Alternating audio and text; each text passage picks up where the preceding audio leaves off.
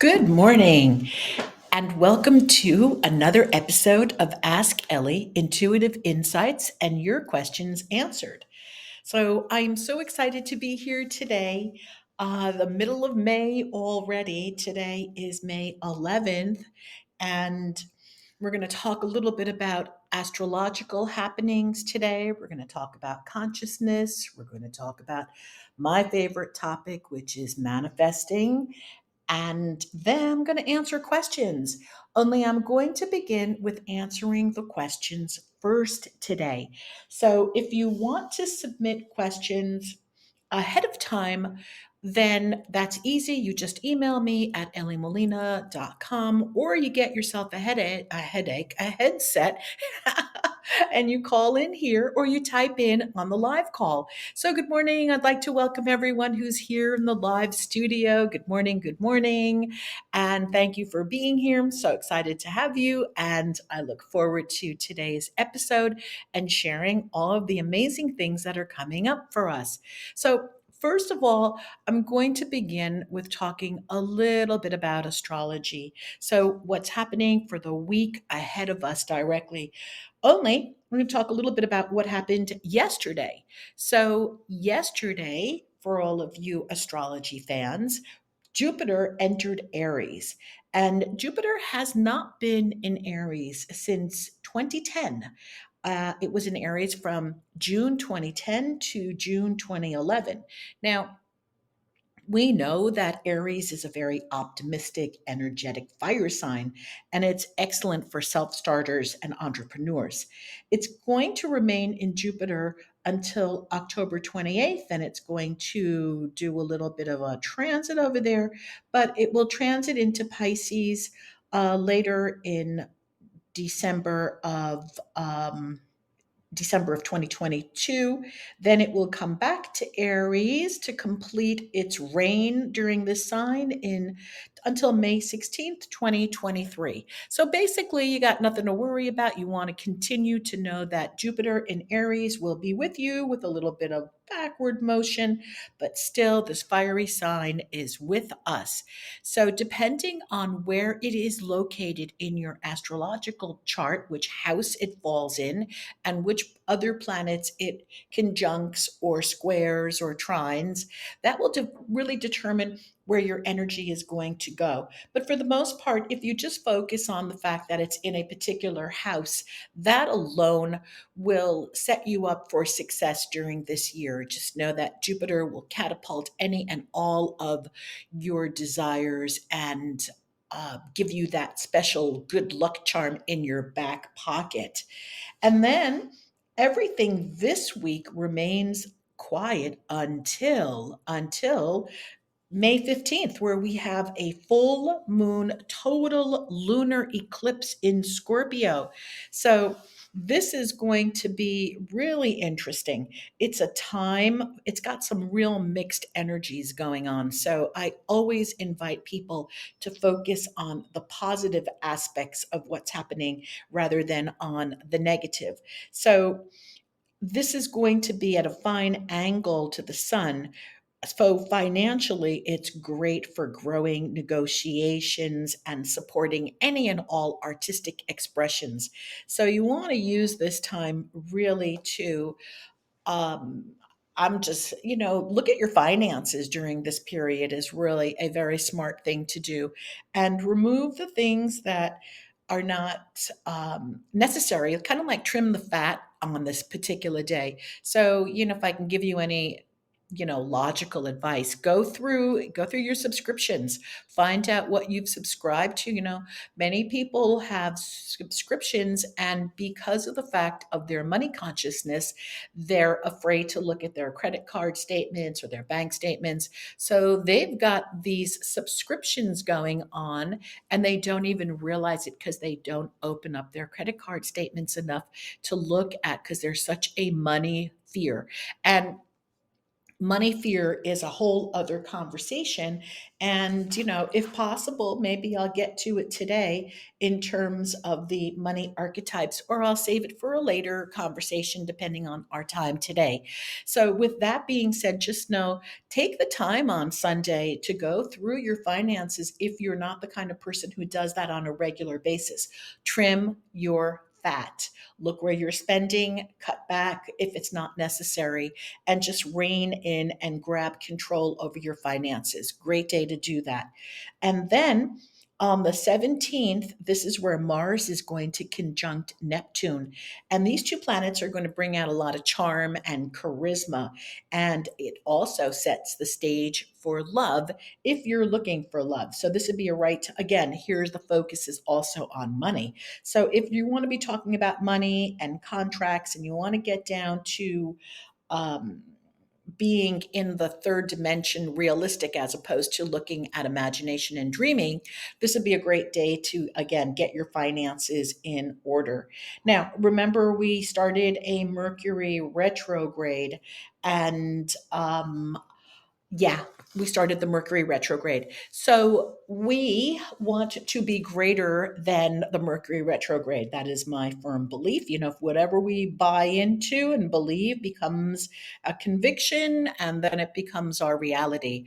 So for this Mercury retrograde, I'm just going to put out there, let Jupiter be stronger than Mercury. So set yourself up so that you don't go into that space of blaming the Mercury retrograde for things that are not working.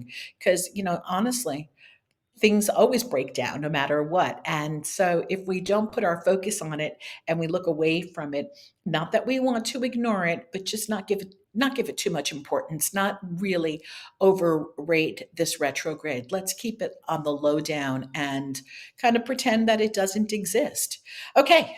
And so good morning, good morning, good morning to everybody who's entered the live studio. Some of you have to get up super early. I get it. Thank you for being here. Okay. I've got some questions that have come in, and I'm about to go answer them right now. Okay, the first question was submitted anonymously, as all of them are, and it is: Good morning. I'm not quite sure how to be in a relationship with my granddaughter. My daughter, in my opinion, is being treated horribly by both her ex husband and her daughter. It breaks my heart for my granddaughter and what is going on over there. Okay, so just want to just Okay, I'm going to omit some of this because it's a little personal here. I pray for my daughter and my granddaughter every single day. Okay, so let's go back to the first question. I'm not sure how to be in a relationship with my granddaughter and perhaps even my daughter. All right, so let's start there. What can I do to be in relationship?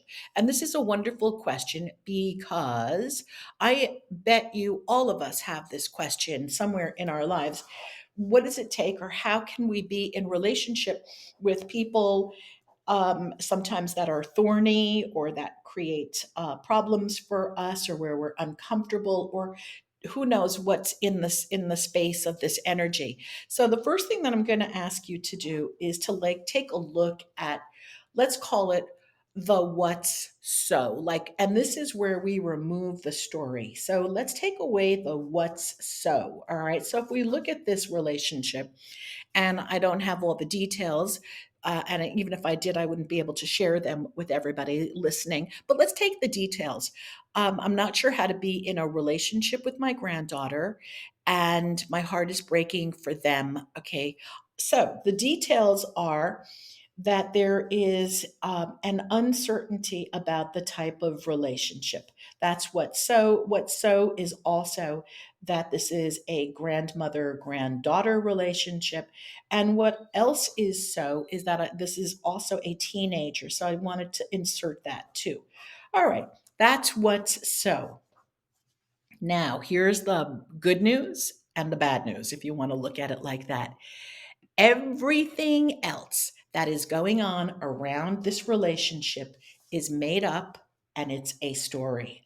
And the moment that we create a story and a perspective, the way of looking at something in life, guess what happens?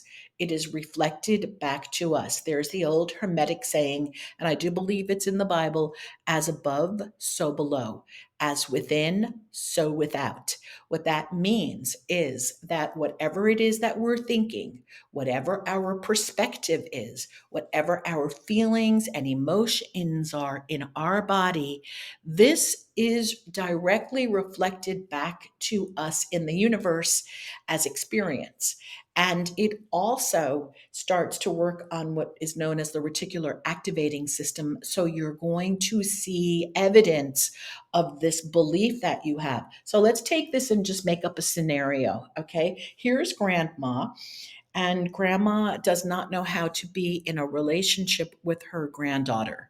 So there, right there, in order to say, well, they don't know how to be in a relationship, that's not true, because they have you grandma knows how to be in relationships. So that's not true. It's a perspective. So let's look at what kind of relationship does grandma want to have with granddaughter. Now that would be the place to start. What do you want? So what do you want to be in this relationship? What do you want the relationship to look like? So that's your first starting point. Like, I want to have a really great relationship with my granddaughter. I want to have communication. I want to have open communication. Now, if that's the case, then there are a few things that have to happen. Grandma has to be open. Now, I'm not saying that grandma's not open. I'm not going to say any of that. But for a granddaughter to be open and reciprocate and be open, then the room for judgment can no longer exist. The room for unmet expectations can no longer exist. So, by removing the judgment and the expectations and allowing the granddaughter to show up or to be exactly who that person is without expectations, she is who she is and she is who she isn't. And by giving her that space and that right to be who she is, then the relationship can be created, because all relationships are created. So we start with the perspective of what it is that we want to have. And then from that perspective, we go out and we create.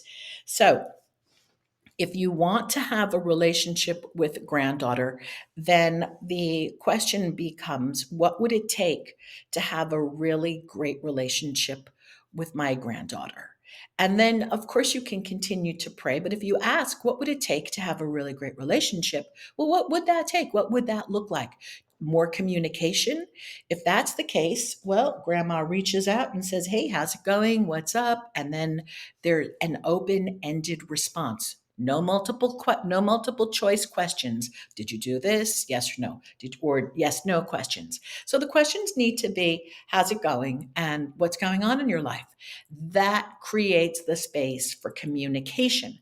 And then you allow the granddaughter to show up as who she is and who she's not. So if she's hanging around with people that you may not approve of, that is not for you to judge. You know, there's a way of guiding without judging. But if you do want to have that open communication, you must allow her to be who she is and who she isn't. You've got to give her that space.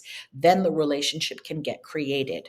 And so I do intend that that has helped in some ways. And, you get back to me and let me know if that has helped. But just allow her to be who she is without judging her, without telling her what to do. And then again, the greatest thing is not to ask either multiple choice questions or yes, no. Leave them open ended. And then ask yourself, what will it take to have a great relationship with her? And then visualize that for yourself. And we're going to talk about what that looks like to start visualizing things for ourselves to make them manifest. Okay, I'm going to welcome everybody. Thank you, thank you, thank you. Question number 2 is here for today. And okay, after years of going along with family routine, I finally started to stand up for myself with certain family members. However, my actions seem to be causing a rift with the other family members as a result. Now what? Okay, kind of similar. All right, so let's start going back to the drawing board. And thank you, Anonymous, for asking this question. It's great. It's the same topic. All right. So, first of all, Anonymous, decide what it is that you want. So, I'm going to decide for you. Let's say that you are standing up for yourself. So, that begins with I am empowered. So, now you want to change the perspective. You're not standing up for yourself because you're no longer going to be allowed, you're no longer in the position of being knocked down, okay, because it is perspective. So remember those clown or those blow up things that kids would punch and then they would fall back down and then they'd come back up? Remember those things? Okay. When we stand up for ourselves, in remember, everything is created in thought and language. So if you are standing up for yourself, that means that at some point in your life, or even now, and which you're about to change if you're listening to this podcast, wink, wink, you are going to stop being the blow up, push up, push doll, or whatever that blow up thing is. I'm sure you've seen it, where people punch it and then it goes down and then it comes right back up. So that is no longer you. You have given that up and you give that up. It is a perspective. And as of today, your new affirmation when you wake up in the morning, I suggest, is that I am empowered. And if you're empowered, you can get rid of that blow up doll so that you're no longer this punching bag that people can punch around or move around, because that doesn't exist in your reality. You stand firmly on your ground, you trust your intuition, you know what your business is, you have a vision for your business, you know what that's going to look like, and no one is going to knock you around in any sort of way because you're not a victim. So, therefore, now, again, let's get to the second part. The actions seem to be. That's the key here in the language. Seem to be. This is perspective of reality. So it's causing a rift with other family members as a result. All right. So this may be true because they're reacting and responding to you. Okay. So now, what you're going to, I mean, I don't want to give you advice, but you asked, so I'm going to give you advice.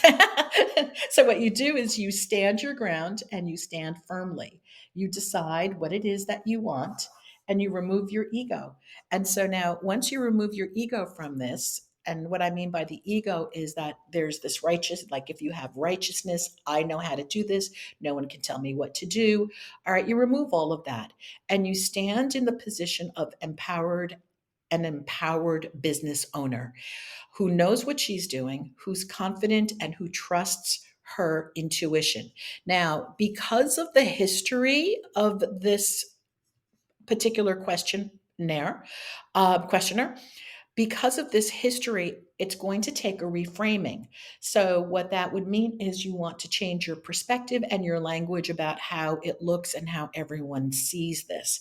So, I am empowered. I'm a successful business owner and I know my business. So, they can suggest things to you, and then your response to them is after you allow, because there's probably going to be some triggers still because of the dynamics of this. So they can suggest to you something, and then after you allow this to go through your body, so it's going to it's going to trigger some old emotions, where maybe the hair will stand up at the back of your neck or something like that, or you're going to feel yourself tighten and tense because there'll be anger and this feeling of righteousness at that moment. You're going to remember that you are not to react. You will respond later. So really great vocabulary to that is, I got it. I got your communication. I understand what you're saying. Let me think about it. And then you can take that energy and explode it somewhere else, okay? Or look at, okay, well, I'm going to evaluate what they said, and then I'm going to go do what I know is best for the business, because I have the evidence that since I've taken over the business and I started running it this way, from a higher point of consciousness, I see that we're more successful. So I have evidence. And then you can start to go back and look at the other family members and create an affirmation, which is I now have a wonderful relationship with them.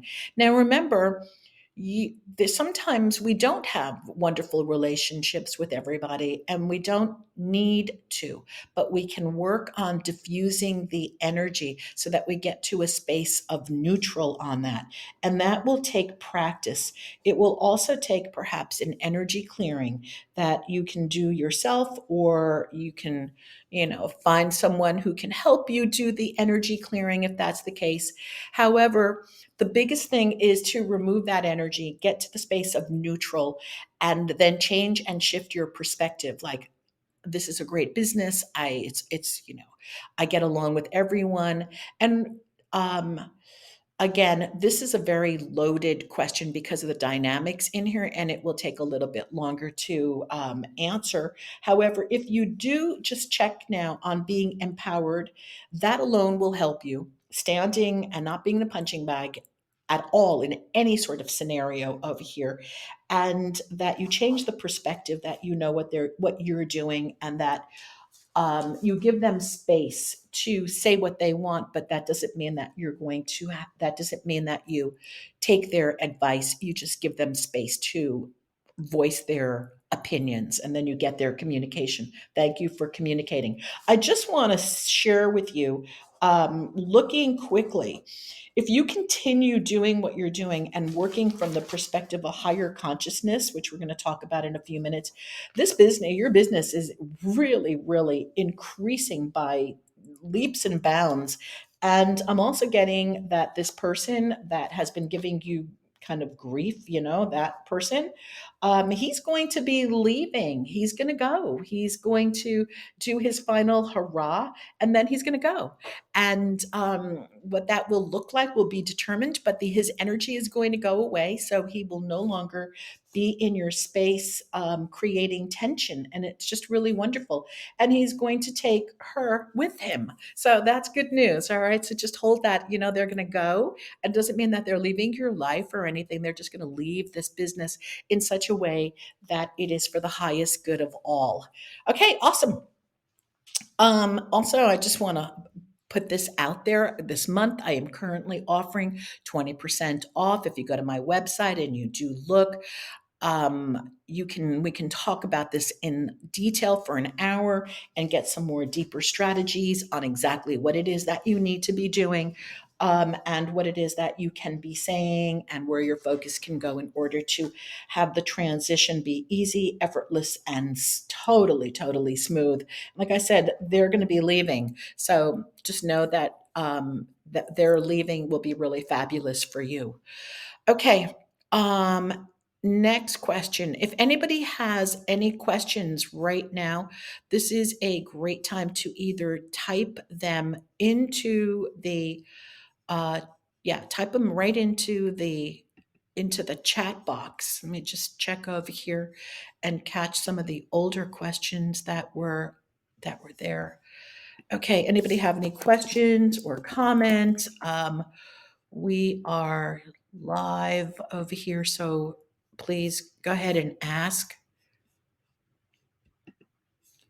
All right. Okay. Anybody? This is the this is the beauty of the live call. All right. We have one more question that showed up over here, and this is a question of moving. Okay. All right, dear Elly, I have recently relocated to a new area where I know no one. This is going to be a huge change for me, and I'm excited and fearful at the same time. Okay, thank you for that question. All right, let's go take a look. So, this is a wonderful time to be moving for you, is what I'm getting over here. This is going to help you. CM with your finances. Okay, so this move is very beneficial to your finances. You're going to start to feel the difference in your finances at the end of the month already. And then going into, oh goodness, yeah, this is great. So going into June, your new home looks wonderful.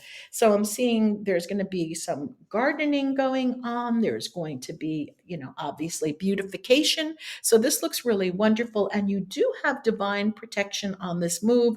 This move is wonderful. And again, not sure on your status over here, but I do see what I mean by status is marital status.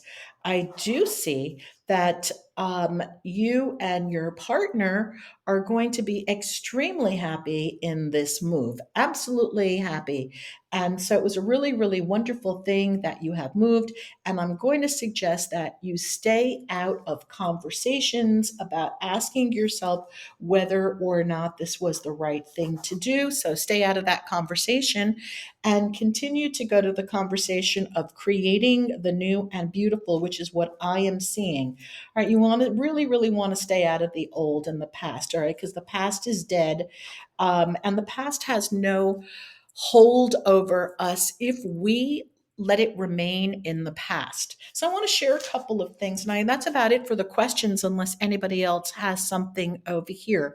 So I want to talk about a couple of things that, um, okay, just recently I was having a conversation with a dear friend who is also a wonderful healer, and this woman knows how to transmute energy. Unbelievable. There are healers and then there are healers, just like there are psychics and then there are psychics.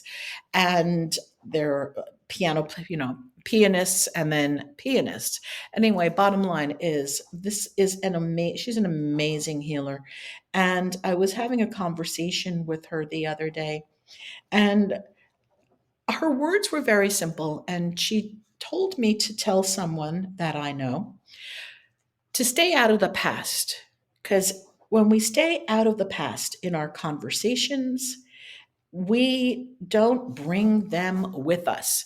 So we know from teachings, we know from psychology, we know from all kinds of work that has been done through spiritual work, that whenever we bring about the past, when we talk about the past, we bring the past into the present. And when we bring the past into the present, we then bring that into our future, because the future is created from the present moment. Okay, that's where the future is created. So I'm going to give you a great story that was told to me many, many years ago. And this just shows you how we bring the past into our present. So the story is as follows. And I will tell you where I heard it. I heard it the first time I ever heard this story was at a landmark introduction uh, introduction seminar many years ago. And here you are.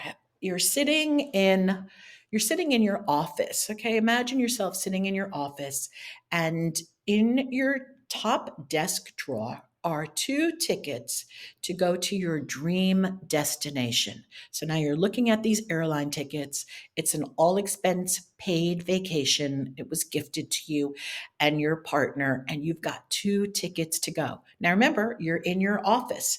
Now, the date on the trip is 2 weeks out.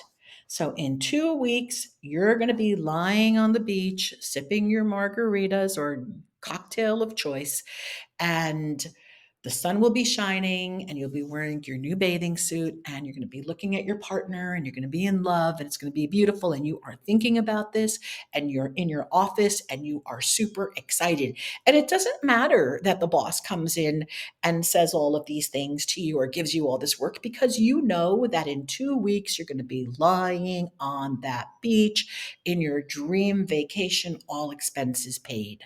All right. So let's go fast forward. Now it's 2 weeks, and it is the last day of your beautiful vacation. And here you are sitting on the beach, having your cocktail, watching the waves come in, and all of a sudden you bring your past, you bring your office back to your present.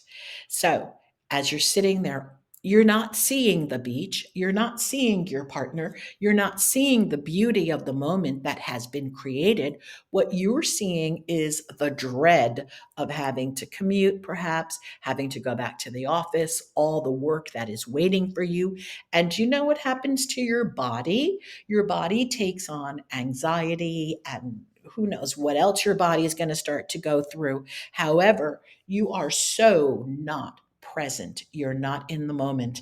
And then by the time you get to the office, when you walk into the office that day, you're going to have the experiences that you created on the beach when you were thinking about going into that space with dread and remorse. And why do I have to go back there? And why is it whatever it is that you're saying to yourself? So you're going to get back there and you get to the office, and then you're going to have all those experiences that you brought back from your past because you took them with you. And here you are. And while you were at this beautiful place on the beach, where your mind could have thought about anything and created anything new, you chose to bring your past with you. And so that's what we do. We start looking at our past and we're bringing it with us into the present. And then in 3 months from now, we're wondering why nothing has changed.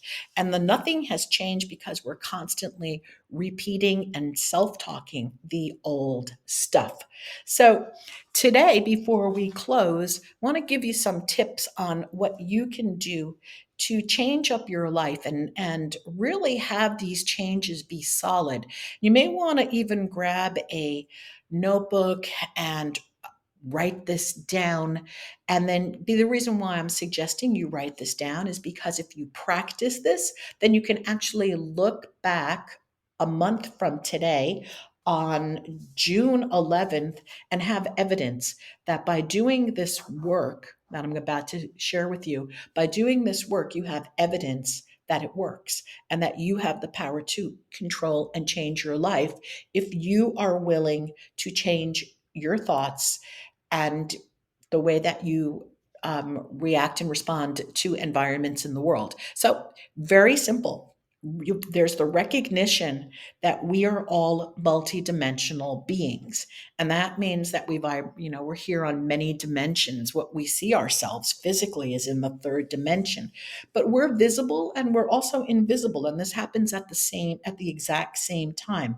So when we say we're here, there, and everywhere, that is true because our consciousness is here, it's there, it's everywhere. We are multidimensional. And so when we think about this, everything that we want to have for ourselves and our lives is really in an invisible area. Okay, like if you want to have a better relationship with someone, or you want to bring in a partner, you want to make more money, you want to go on a vacation, all of these things all of these things are in the invisible realm. And the idea is that this is where we cannot access this realm through physical dimensions. We just can't. So we can access this, though, through our consciousness and our conscious awareness. So, what does it take to access this conscious awareness? Well, it's a couple of parts. First, it's visualizing what it is that we want. And I do have, I'm sorry, I just got an interruption. That's what happens when it's live. I'll come back to that question, Josie, in a second, okay? So first you want to have this consciousness, okay? So you want this visualization. So the first step is to visualize what it is that you want. You see it in your mind. If you have difficulty visualizing things, you may want to get pictures out of magazines or the internet or something. You do want to have that visualization. Very, very important. Then you set your mind to the reticular activating system. This is where you start to look for evidence. Then you start to look for things. Let's say, oh, you want a new car, so you start looking for that. You start seeing it in the physical dimension. So visualization is extremely important. And then you have to watch your frequency, because the thing is that your frequency, your emotions are very powerful. They are more powerful than your words. So if you can align your words and your thoughts with your emotions, that is the key. The emotions are key. So you want to raise your emotions. Like if you're saying, oh, I'm going to be a multimillionaire, and you're sitting there with this like depleted energy, you're not in alignment with that frequency. So that is where you want to begin to work. What would it take to align yourself to the frequency of the wish that you wish to have fulfilled? And that is visualizing it, seeing yourself in the end, believing it as if it were here now.